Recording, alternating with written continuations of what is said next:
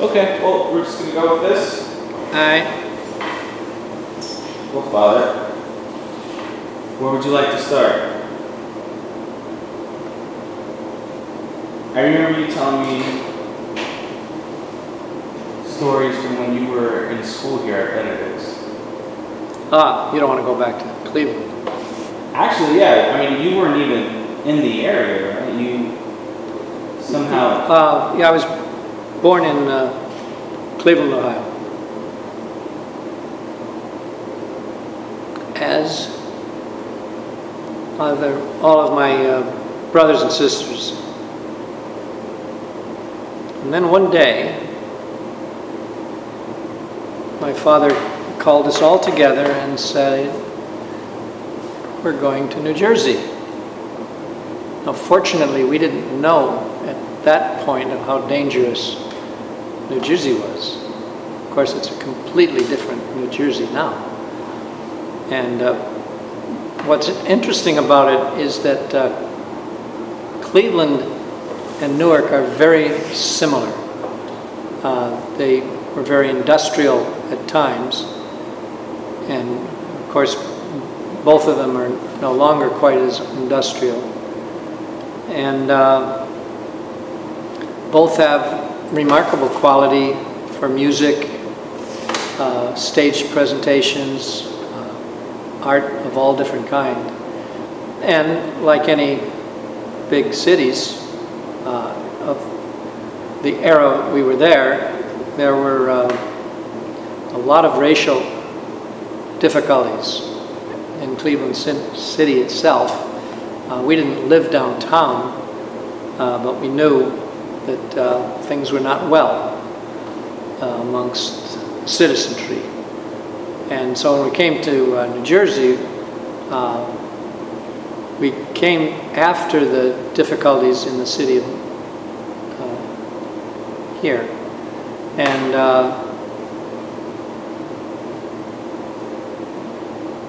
it's been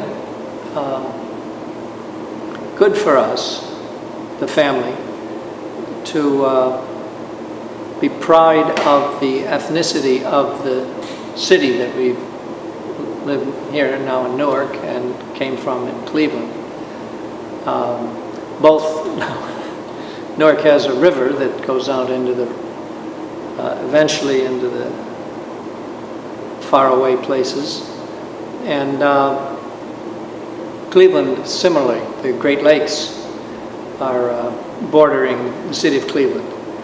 So when we moved here, it was not a completely different experience for us. And that was certainly something that made it easier for us.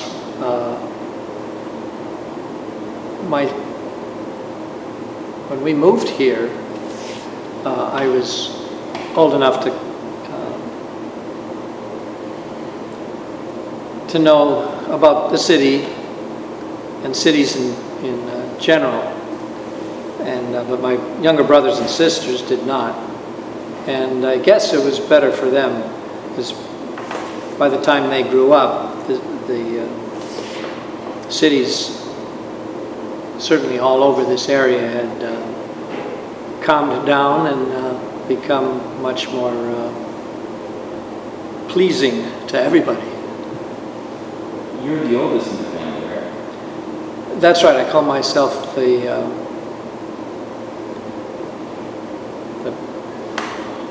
what do we call it? I'm the practice baby. Now, there's great advantages to being a practice baby. You're the first one to get the car, and if you run out of money, we've already got it when the other kids come. And although in a lot of respects, we were the practice ones when we went to this school. Well, what's it going to be like? Well, the only way they knew about it was when I came back for the first day of school. And for each of my siblings, that was generally how things went. I was the practice, and that's an advantage, of course, as you get older. I was the first in the family to get a car. Not my own car, but be able to use the family car. And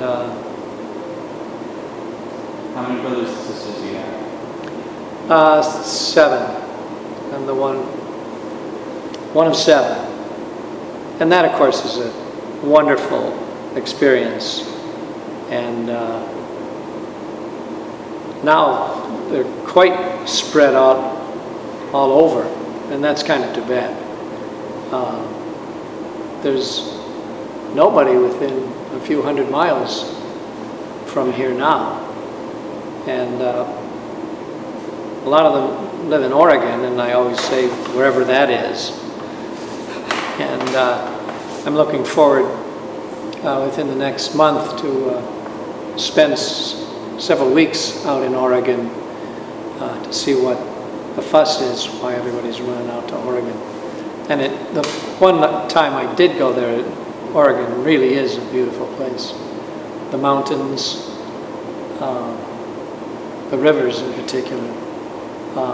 Not that we don't have a lot of sights around here, but it's particularly,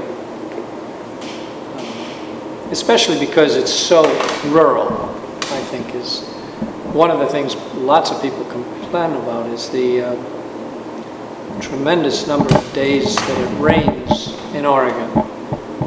And my mother was not happy at all with the amount of rain because you were stuck at home generally. And so I asked her one day, what do you think about Oregon? Well, it's nice, but I have to say if I was going to have any more children, I'd call them Noah. It just rains so much out there. Yeah, I remember clearly our 8th grade teacher gave us a sheet of paper, and we were to have our parents fill it out. It was a parent's determination of which school is your son or daughter is going to go for high school. And I really don't, we were not enough in town to know really what was going on. And Dad talked to some of the neighbors that he trusted, and so one day, shortly after we got that note from the teacher, it was time to give it back. My dad said, well, you're going to St. Benedict's downtown. And again, we were pretty much new in town, so I didn't know what was what or who was what. And I said, well, Dad has a pretty good track record, so if that's what he says, that's well, I'll go. And of course, never dreaming that I'd wind up becoming a member of the monastery that runs the school.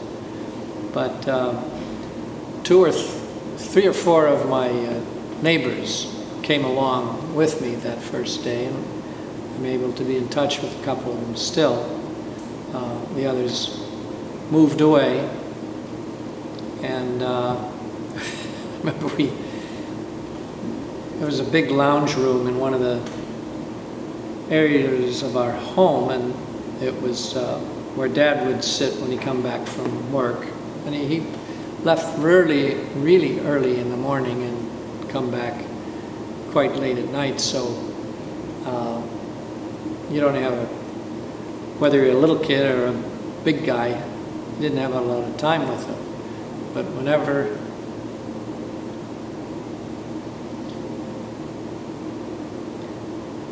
I would come back, either down from my homework or up from the basement working on some project or another, and there would be Dad with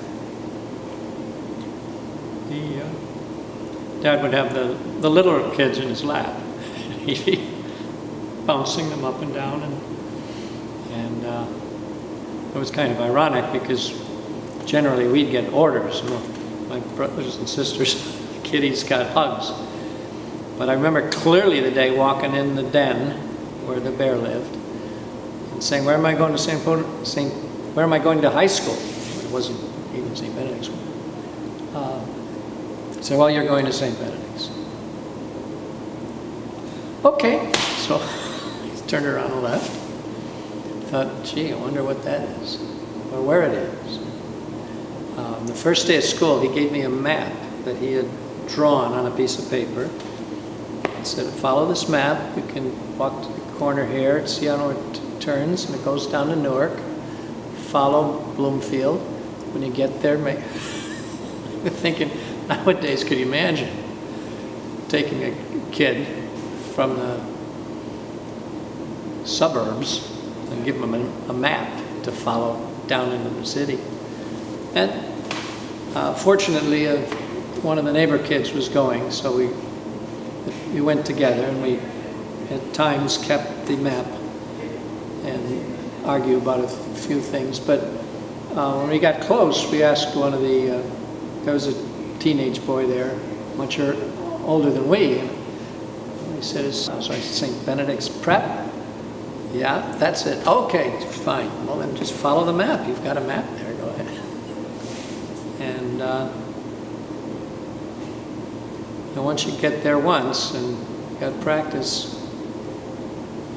we came pretty often, like almost every day. Yeah. Were there any teachers that you were really close to throughout your time at Benedict? It's a good question. I certainly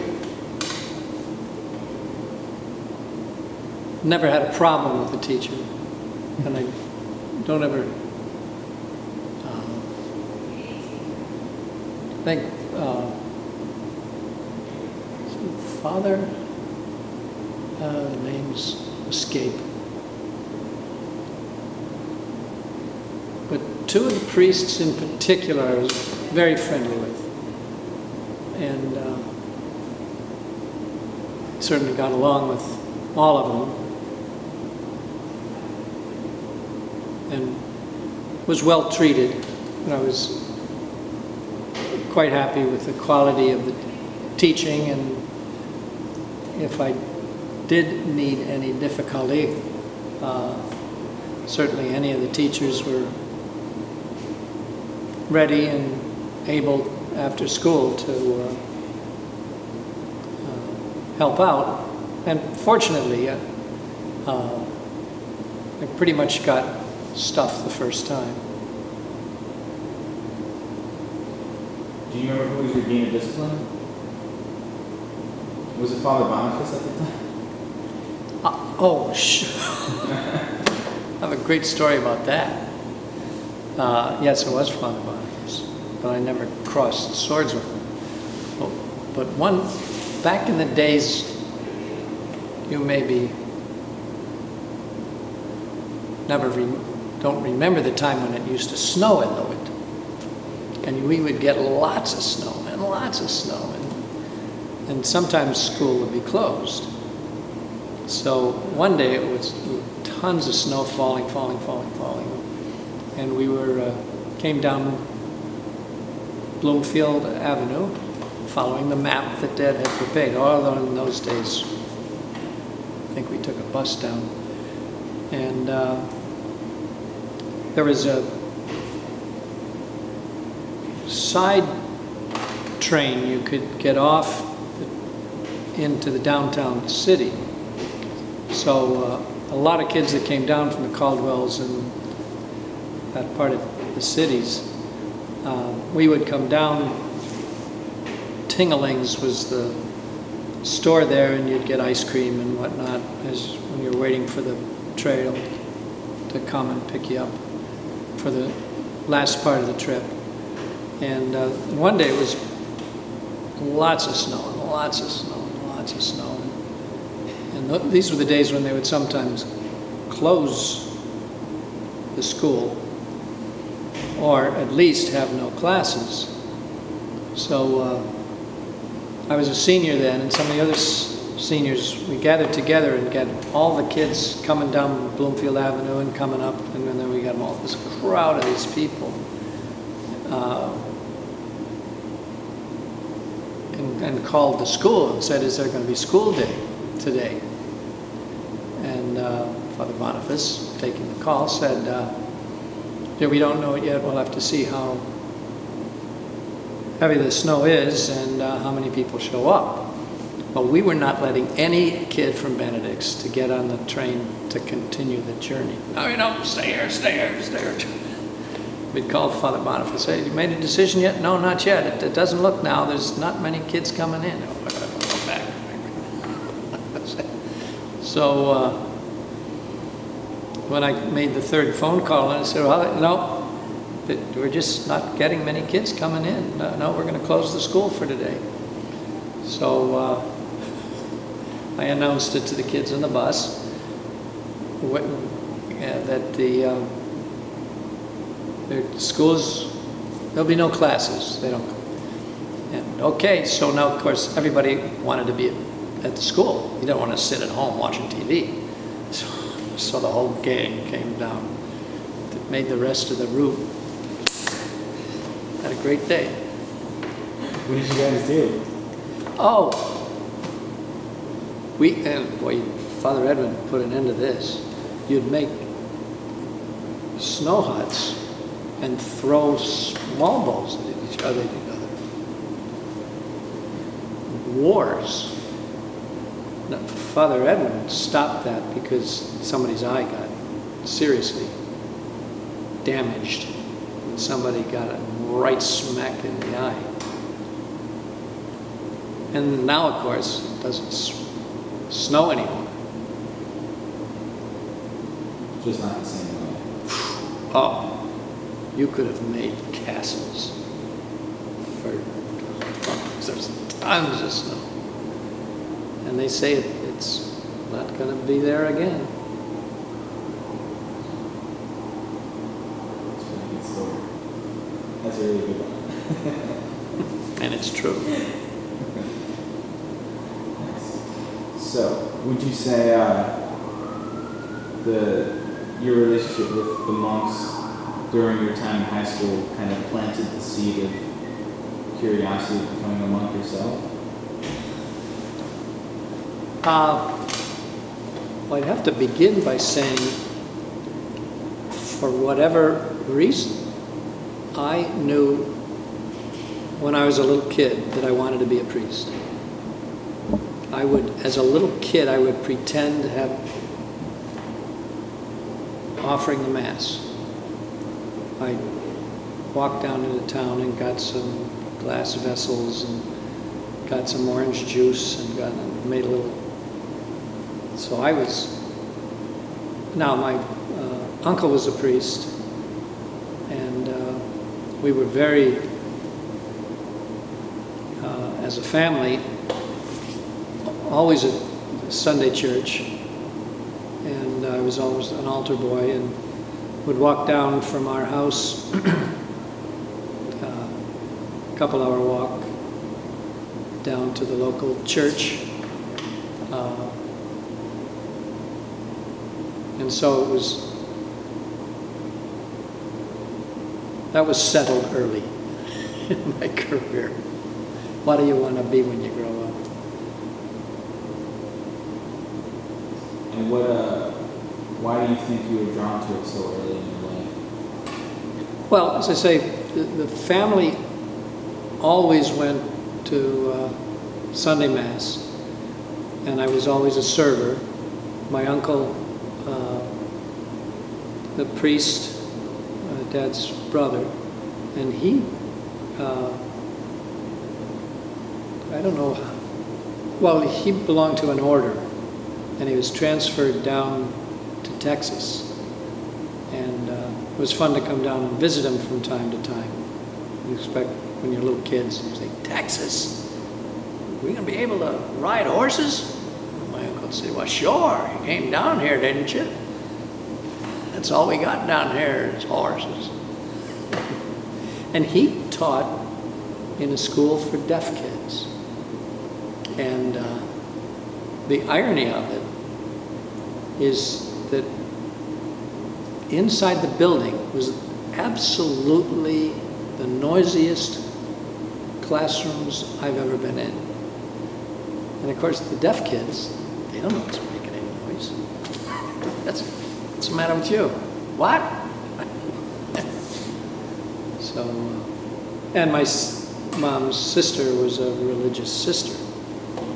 So I was surrounded, I guess you'd have to say. And I'm delighted.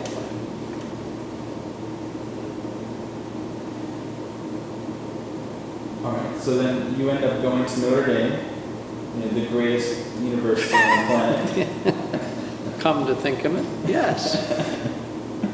Good old Notre Dame. My dad did, and his brothers. So that was another Payne family tradition. And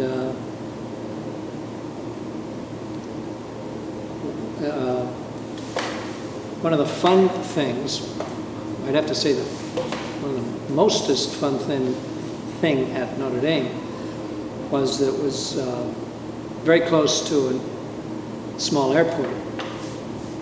So my dad had been a pilot, and so I asked him about flight training, and he said, sure, I'd be happy to, since he himself took flying lessons and was a licensed pilot.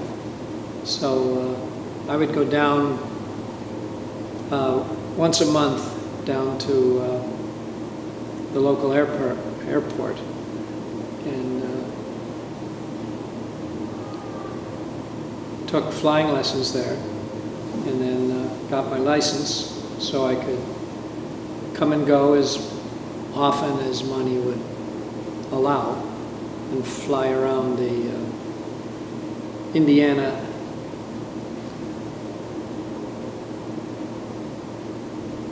plains, I guess you'd have the Indiana plains. And of course it's ideal for flying.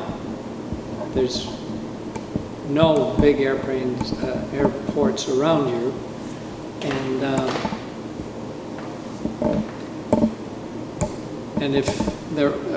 there was one occasion, I was going to say, if there was a problem with the aircraft and you'd have to make an unusual landing, you're surrounded by cornfields. Well, that's not an issue.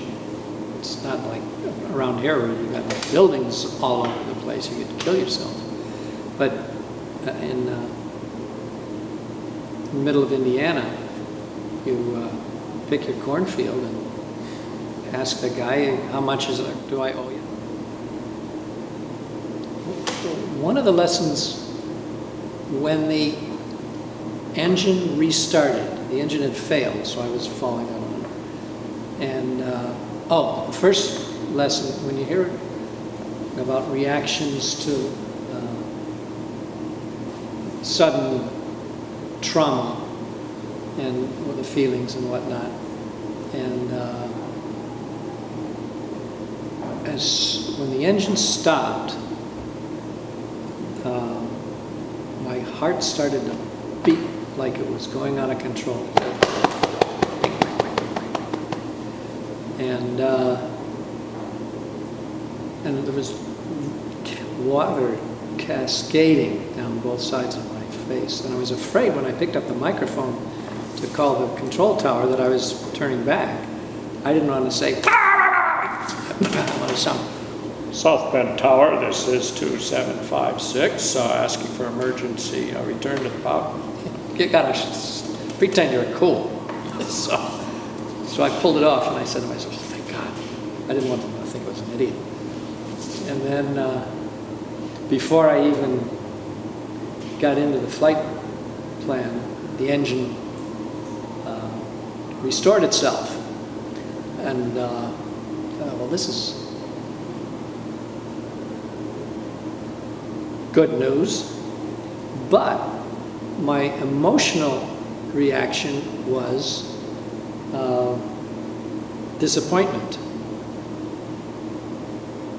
Because it's no fun anymore. It's just a regular flight. And no excitement. I'm saying to myself, wake up! So, So you never got to land in one of those cornfields, huh? never did. Never did. We came, well, as a trial, when my instructor was in the cab once, and he wanted to do some practice emergency landings, and he took me closer to a cornfield than I would have on my own. And he said, well, so you knocked down some cornfield, what are they going to charge you? He's a character. In fact, the first time, my first solo flight, and he says, okay, and he signs my logbook, and I said, okay, I want you to go up, go make 2 flights around, come back, and then return to the airport. And he got up, shook hands, slammed the door. Then he said, open the door. So I opened the door, and he reached back and he took his raincoat out of the back behind me in the cockpit, and he said, it's a good coat. For my first flight. He didn't want to wreck his coat being wrecked in case something happened to me. And I said to myself, he probably does that to everyone. And when I was at Notre Dame, when I first got there, I was disappointed because my dorm, and I know it's a stay dorm situation where are you in by your first time, you're there for the whole time you're there. And I was dismayed because behind my dorm was tons of basketball paraphernalia, and I couldn't stand it, was no good at it. I thought, oh, you're kidding, right? You knew this. You're kidding. I hate basketball. Well, it turns out that God had a better plan than I had feared. What it turned out is, although my dorm had all these basketball paraphernalia, it was also just across the street to the girls' college. And I said to myself, aha, okay, I take it back. I take it back. And that was especially helpful because I got a job in the theater. I'd done some work at the theater here at Benedict's, and out at Notre Dame then, I did a lot of electrical and painting and all manner of tech stuff. And the advantage of that, of course, is that the theater was united with St. Mary's School. And so we were surrounded with young women. And I was so very shy that the only way I'd get any women friends would be if they were surrounded by them, which is the advantage of Notre Dame having a joint theatrical program with Notre Dame. And I had done a lot of that kind of theater work when I was at Benedict's, and so I was able to get back. And in fact, it turns out that my work was good enough that they put me on the payroll for it, and was able to pay a significant part of the tuition from then on, hanging around with women. I don't know. Sometimes you win, sometimes you don't. So, well, no, I pretty much, as I indicated earlier, that that I wanted to be a priest, that seemed to be God wanted me to be a priest, and all my girlfriends knew that I wanted to be a priest. So it was just when I came back here and managed to have stayed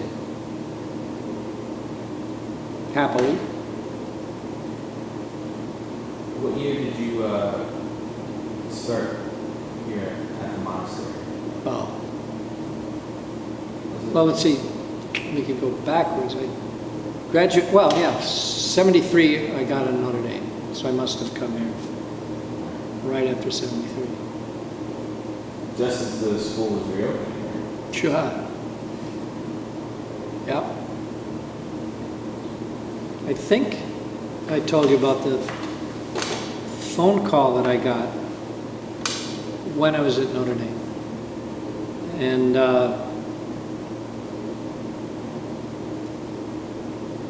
I was sitting in my dorm at Notre Dame, lunchtime, and I was sitting there saying to myself, why am I sitting here? I'm never sitting here in the middle of the day. What am I doing in here? What am I? And then the phone rang and I said, whoa, this is why. And I picked up the phone and, hello? And I said, Matt? Yeah. This is Tom? My brother Tom. And he said, guess what? Benedict's is closed. How did you know that? I said, well, I could tell from your voice it wasn't Mom or Dad or any of the kids dead. What would be the next?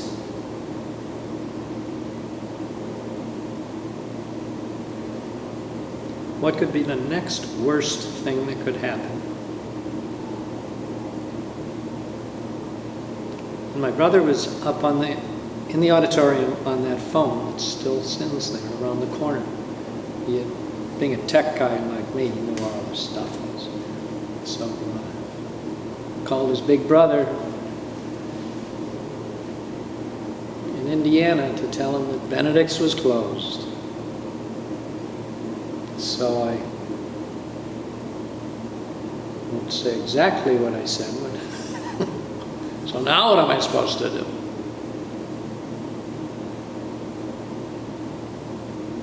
So that must have been,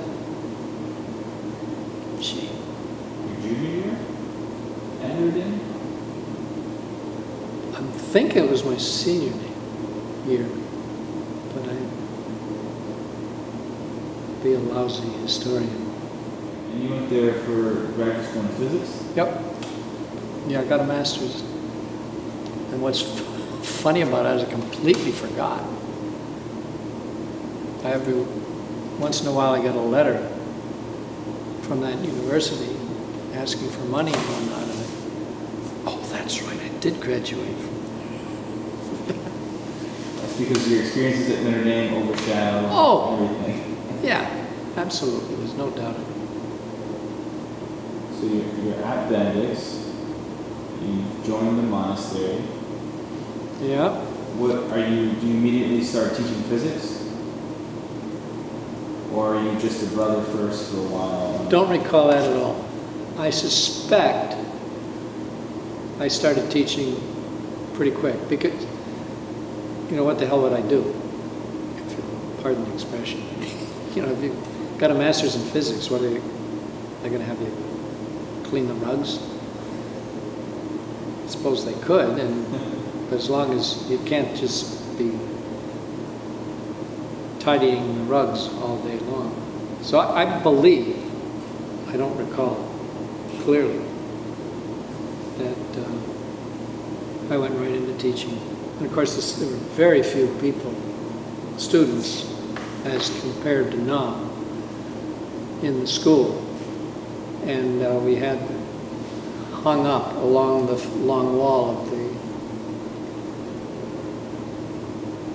kitchen, the dining area. And so, just as we have now the banners or whatever's happening to them, there were little cards all the way down the row for each of the groups. And of course, there weren't a ton of them because we didn't school wasn't as big. So I guess the next subject to talk about is how you came up with the group system, or why did you feel there was even a need for one? Well, I think that, I think it's fair to say that most of what I did in that regard was all because of my Boy Scout training. And I love to be out in the woods, and never made an Eagle Scout, partly because of all the different things I was active in. And so when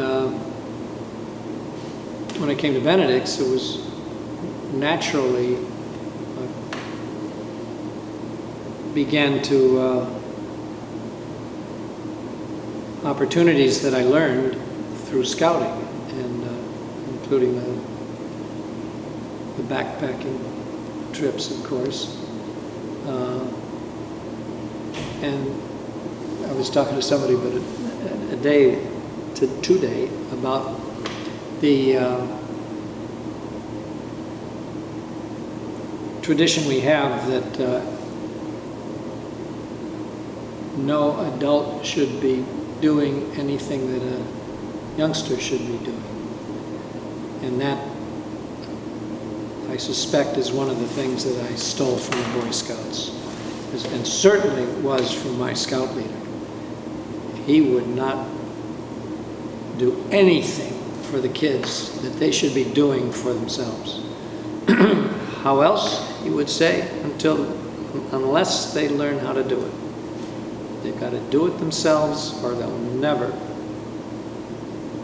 be able to do it for others. And so that was certainly significant of with the group system is quite simple, where in that regard that it's not supposed to be run by the adults, it's supposed to be run like the group leaders. Now, a lot of adults don't get that. And I was talking to Father Ed a while ago about making sure we, especially for the newer members of the faculty, that their presence in group is very, very important, but they're absolutely not supposed to be running it. In some respects, that's harder than running it. Right? That's right. Sure it is. But that's the only way we humans learn anything significant. Do it, do it, do it. And mistakes are part of learning, always. I imagine it will not be long before, I hope, that the faculty are brought together. I don't know how many new faculty there are, maybe it's, but there should be a time. I talked with Father Ed about it. Having a refresher course, because it's so natural for teachers to be in charge, and in their classrooms they're supposed to be, but not in the group rooms.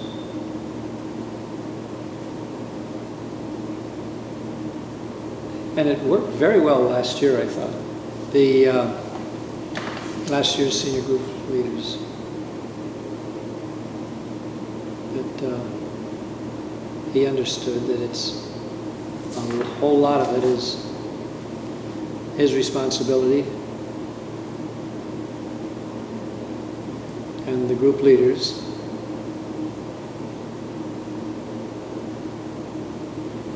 And that was Jared Boone. Yeah, he was good. I I've only had one short conversation with the current man, but he seems to be doing quite good. And I go, what's nice is if you get somebody who's really good and is respected by the kids, then it'll pretty much on its own be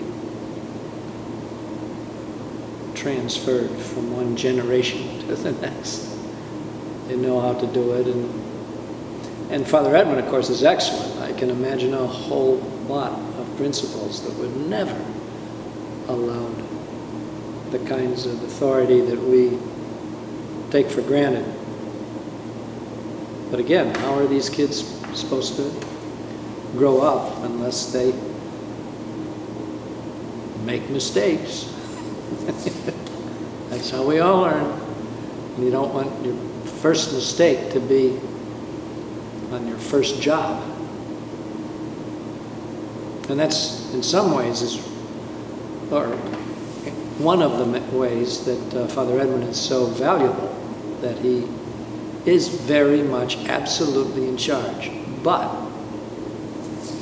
he makes sure that all the way down the line, whatever are the youngsters, so to speak, have responsibilities that Father Edmund does not interfere with that unless it's a matter of life and death or some serious matter. When I was here, we had like this big, he yelled at us for our poor attendance and said, we're not starting school until I know where every single person is. So we all had to go to, this is before cell phones, so we all had to go to different parts of the school, all the group leaders, and we had to call all these different kids. You know, we had the directory, the phone book directory then. So you look up the number and you call home trying to figure out where everybody was. And we weren't allowed back in school. I think we missed most of school that day. Oh, sure. Pinning out where everyone was. But yeah, I think he does that once every few years, right? You know? Yeah. Well, it's important to do that. You know, if it starts getting sloppy, that you get the impression that let's put it the other way, you need to have more than an impression. You need to realize that every single faculty member, student, maintenance man, they're all very important to the running of the place. It's about community. You got it, Stinton.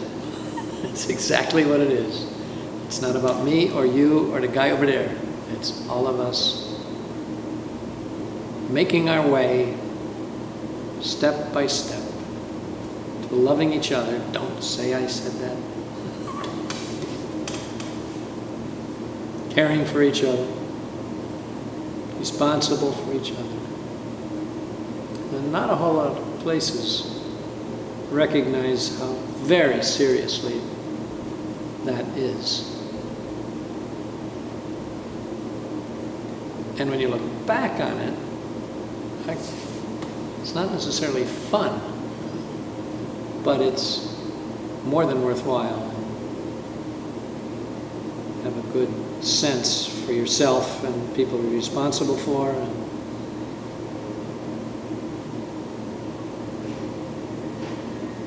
And a great sorrow when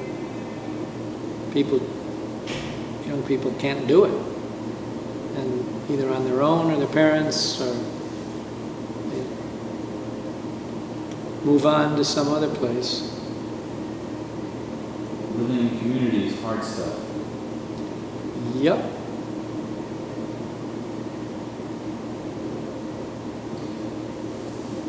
But any alternative would be horrendous. Well, does anybody give a damn about me? No. Our kids are saying, why is everybody worried about me? Most schools would be to the opposite. I shouldn't say most schools. In lots, far too many schools. So the last thing I wanted to talk to you about today was, of course, I would argue your biggest stamp your biggest legacy that you've left behind at the school? It's the trail. The project wasn't created by you, but the way it looks now is definitely due to your involvement within your vision. So, another case of stealing from the Boy Scouts. Right? Absolutely. I think my scoutmaster, who taught me all this stuff, I think he's still alive. And I really should follow up on that and have him come down. A real great guy, and followed. He was very, very much in line with our same resolution that young people should be given as much as responsible as possible, and then to be held to the responsibility. So no other way to grow up, to learn anything, is to do it. And the sad news for us humans is that we learn the best from all the mistakes we make. Sometimes we get things right, we learn from them, but most of the time. And so it's important to make sure that young people know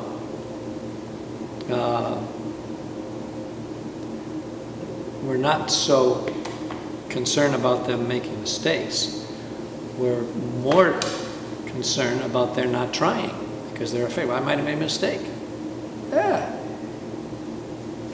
Guess what? Anybody that ever did anything right took a shot. And a lot of times it was the 10th shot that you got it right. And then 3 times after that, you'd screw it up again. So. What do you think our kids, our students get out of the trail, out of that experience? Oh, yeah, I think that's pretty easy. That they really are responsible and capable of being on their own, to make decisions, to follow up on decisions, maybe even most important, to take care for each other. How the first aiders are trained not for themselves, it's for one or another freshman that might be bleeding. And the members that make sure the food is that the food is prepared for the trail, and those youngsters in the team that is processing the food for the team, all of that has to be seen in the context of the remarkable number of talents that we have in the school, adults, students, and the responsibility that we therefore have to exercise those abilities to other people, on the trail or at home or on the job, and of course we humans generally learn our best lessons when we've screwed up. So the persons whose job is to make sure that the kids follow the trail, and then everybody gets lost. And then they wonder why we're quite happy that that happened. That's the lesson, fellows. And so you got lost, and some people got pissed off, but what did you do? Well, we gathered together, and we figured it out, and you got it. That's why you did it. And believe me, as life goes on, you're going to look back and say, that was easy compared to this. You know? But now I really do believe that I can turn a disaster at least into a tolerable situation, and maybe a wonderful success for a whole lot of people. So we certainly believe that that part of the school year is terribly important. I was going to say and fun, but not all the freshmen would agree with that. That's a different, the next year, I think. And how often do kids that were miserable the most, the next year, they're the first ones to sign up. Maybe it's because I just want to get it right this time. And that's very worthwhile as well. What are the two words you always said to the freshmen first at the beginning of, stay together. Is that what you mean? Yeah, can you say it again? Stay together. Yep. Yeah, I was with Cassidy just beginning of the trip this year. I'm not always there when he's boosting up the kids. And he'll just have a, stay together. What do you want to stay together? Stay together. Yeah, I don't mind it. And when I was talking to the freshmen, guys, if all 12 of you get lost, I'm not worried. It's not like I'm saying I don't care. But if one guy is lost, we're in big trouble. Now, we get them all back. We've never left anybody more than a day or two. And that's rare too, really. Because I'm sure for all those years that I studied physics and taught physics, come to think of it,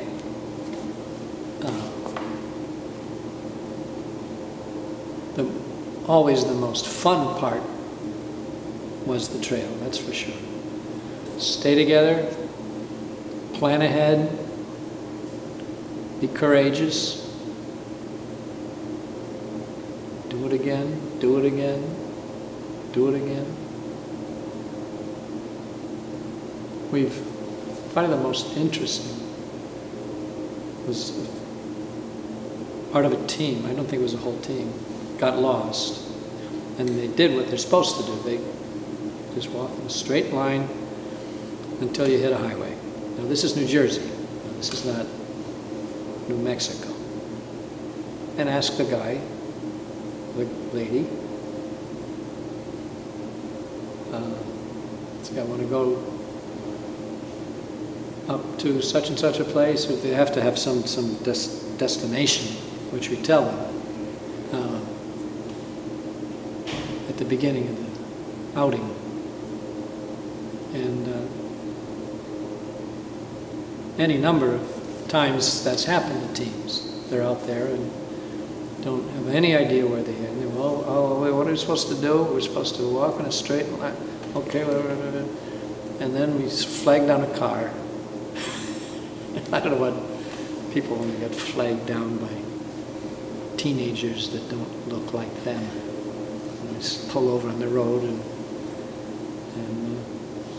help them out. And every situation that I've heard of, they don't want to burn in hell either. That's what I say. Got kids in the woods. What are you going to do? I'm not going to leave them there. And it took me years to convince Cassidy to take over. He's not stupid, But a few years ago, he caved in, took over. I don't hear people calling him Big B. I hope we can get that tradition on his head. Not that I have to take it off mine, but he's now the guy who answers the telephone. That's right. That's he and I would talk about it. The phone would ring. Uh-oh. Whose turn is it? So for years it was my turn. Now it's his turn. Yet certainly my experience, and I definitely believe that with all the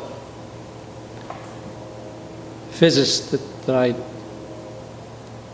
learned and taught, what the young men that we graduate will get the most out of is exactly the backpacking project. When they're in a very serious situation, not dangerous, not always, and it's important to have those kinds of experiences when you're surrounded by people who care about you, who have taught you what to do in different situations, and particularly because they may not be there if something does go bad. And it's not unusual for something to go wrong in the backpacking project, and there can be times when there's no adults around, but in every case there are trained young men who are capable of responding to dangerous situations, and have a wonderful record that it's very rare that we take kids to the hospital, and we've never needed to leave one there overnight. The youngsters that we have as first aiders and the older students are quite capable of respond to difficulties or cuts, falls, and perhaps more importantly, the older students who are helping the freshmen along the trail are trained in how to deal with situations that are dangerous, at the same time not interfering the important role of the freshman leaders, so that these young men know that this is real life and that they are capable of handling real life, even serious situations. We've had lots of opportunities to experience the fact that by the time one of the older students or one of the adults gets to a scene of someone falling or not feeling right or blah, blah, blah, that the members of his teams that have been trained know exactly what to do. So that when older people come, and whether it's their students or faculty members, the situation is already markedly safer because of what the freshmen themselves know and the older students. And that kind of experiences is very significant, because they're not kids anymore. We're freshmen, and but they're not kids anymore. And they really get a sense that they have the capacity and therefore the responsibility to help people that need whatever kind of help they can do. And it's we see it over and over again and see how important that is. So it's significantly important to our young men's growing up, and how many times somebody from Benedict's gets wheeled into the hospital and they look down and you see, whoops, that's a guy I had in class. the doctor. You say, oh, hi. Oh, yeah, how you doing? You tell me. So, Jason Findley was a young man that I was very close with, especially as he got older. And I knew his family and hung out with them from time to time and be over for dinner. And then and he came a few times on the trail. And one particular day, the last time he came, was vicious, horrible lightning thunderstorms, which of course is the kind of weather that is the most dangerous. It's something that we fear the most. Thanks be to God, generally speaking, the lightning and thunder difficulties cause no damage. And we have ham radios and whatnot, so we can be in touch with the teams that are far away from the base camp, and they'll report how intense the lightning is, and we can gauge where we might have to work to in case there was problems. And then this one particular night was vicious lightning and thunder, and it was something that I was, as usual, was very nervous about. The reports I was getting from the mountains surrounding us, and we were delighted when we got the last of the reports that everyone that was on the hike was safely back in one of the vehicles and was heading back to headquarters for us. And it wasn't till the next morning we were back at Muncie and cleaning up and whatnot, and somebody said, gee, I think it was Father Lucian. He said, I've got a phone call for you.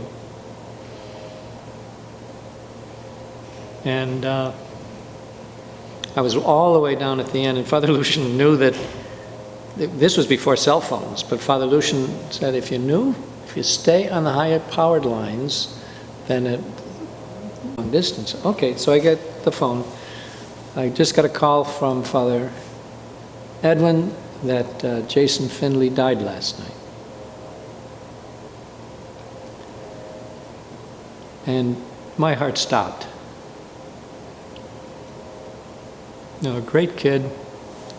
As I say, knew his family. We were good buddies. And ironically, most of the campers were at home. And Jason, being a senior, was not on the trail that day, and he was at his home. And apparently the one or another of the terrible lightning tracks followed its way through the high tension wires into Jason's home. He was sitting in his home, so everybody that was outside with the thunderstorm was fine. Jason was killed in his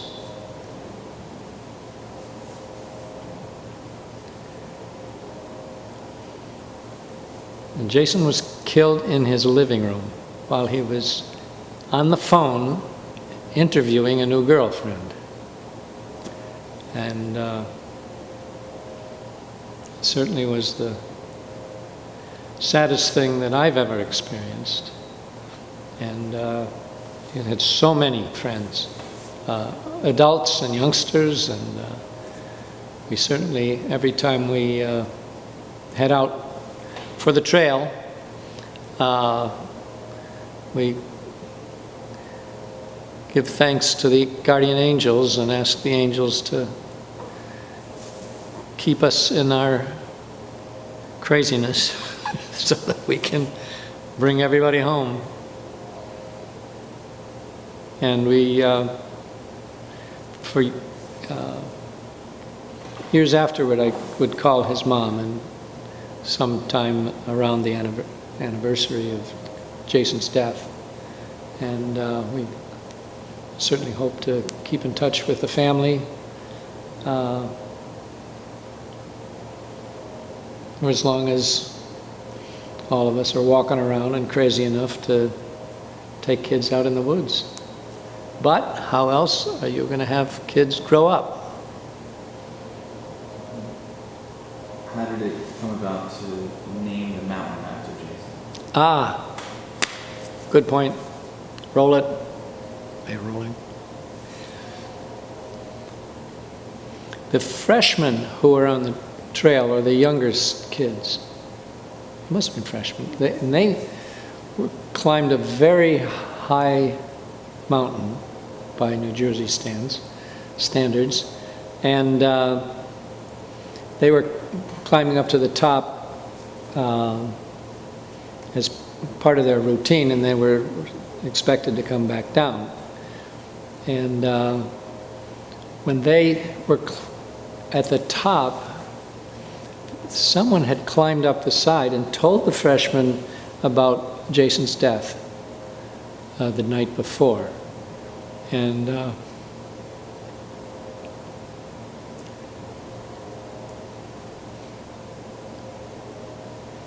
freshmen who came up the hill were having lunch, I guess, some such thing, and they got the news of Jason's death, and they made a memorial all over the top of that mountain. They were breaking off branches and leaves of trees, and they had a quite beautiful, and in some cases they had paper and whatnot, so they indicated that they were making of this mountain a memory of Jason Findlay. Everyone loved Jason in the school, and so that was nice that the freshmen were there to create a memorial.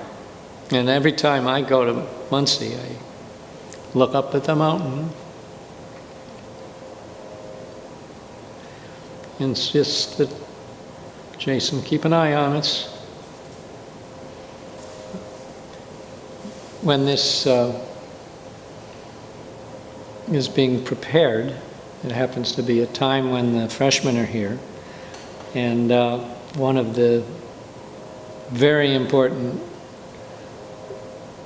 lessons that we insist on the freshmen repeat, and to live by is don't ever quit. And it's a terribly important one. We know so often when something terribly sad happens that we can very easily be inclined to give up. That's it. You got your shot, God. That's it. I mean, it's over. And we really need to, as so many, and it's remarkable that when you talk to the young people, that they do have a conscience that God is with them, and that they are beloved of God and by their parents, and believe it or not, their teachers, and all those that know them, and those who help us from near and far in so many ways that allow us to continue, in particular, the backpacking project, and so many other crazy ways that youngsters here grow up on